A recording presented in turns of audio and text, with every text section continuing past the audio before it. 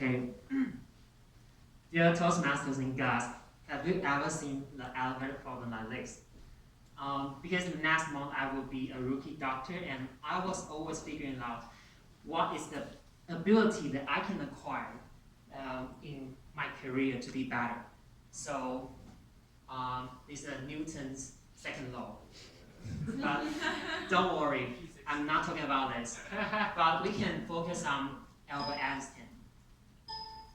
Einstein once said that if I have 1 hour to solve my problem, I will spend 55 minutes on the problem and only 5 minutes on the answer. So what's my topic today?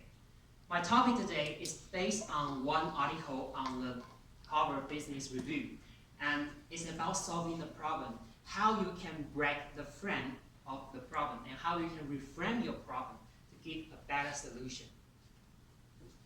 So what's the relationship between this topic and the elevator? Please imagine that if you are a manager in a building, office building, and tenants are always complaining about the problem of the slow elevator.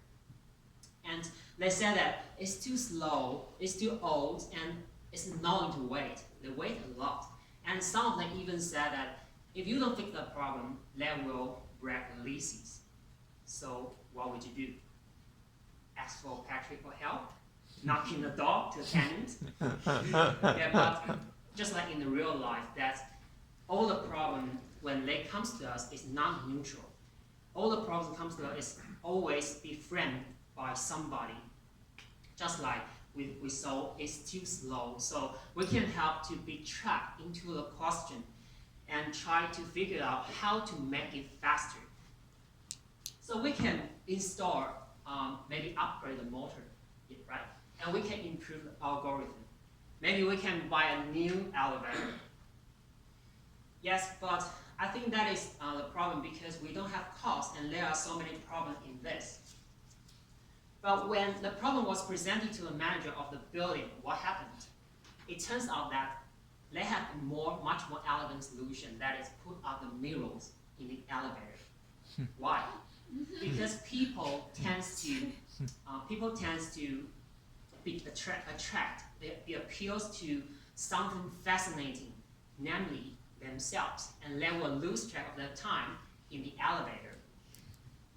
And if you Google the function of mirror, that's just not like this. It's also, claustrophobia is some anxiety level evoked by the narrow space and the closed space. And the mirror can just expand the sense of the space and have this kind of passion. And for a handicap in a wheelchair, mirror is also very useful and important tool for them to enter and exit the elevator. So only this simple measure can help lots of people and reduce the complaints. And if all of these solutions originate from what? The correct question. So that is a reframe of the question from the slow elevator to their feeling. Maybe the weight of the elevator is too boring, so we can make mirrors inside this. We can play music, and in COVID-19 we can put some hand sanitizer, so we can wash our hands and lose track of time. So, but here I want to highlight something that is really important, is that mirror is not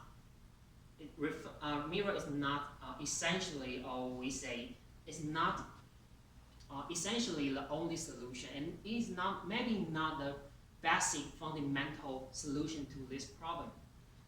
But mirror is kind of example of the key idea that sometimes by reframing your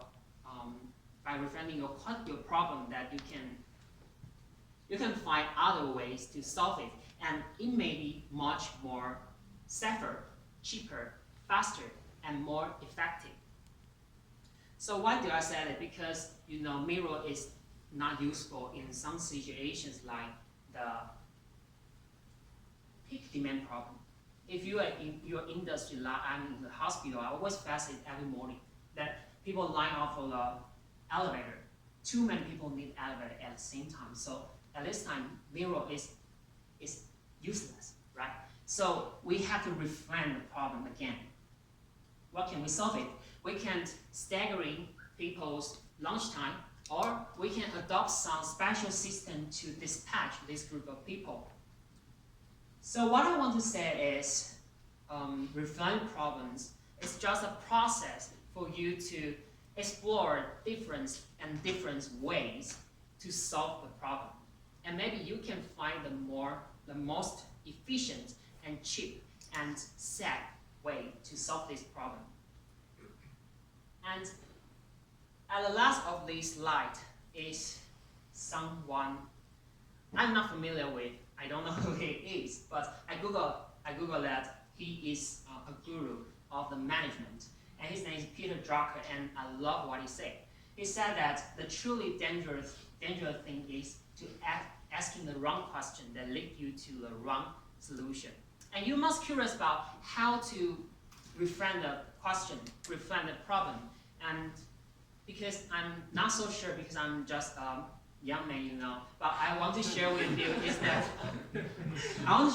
that don't quick suspecting the first question you will ask. Don't be trapped into it. You just need to recognize it. And when you recognize it, you suspect every word of that question, and you must ask more questions, maybe 5 or 6 questions. Why the elevator is slow? Is the elevator really slow? And how it influences your life? What is your emotion? And by this way, this process, this only way you can find other different ways to solve this problem. So it's not gonna be easy, but we can try. And the next time when you are in the elevator and when you see the mirror, that you can remind yourself, try to break the frame of your problem. Try to reframe your problem. Toastmasters.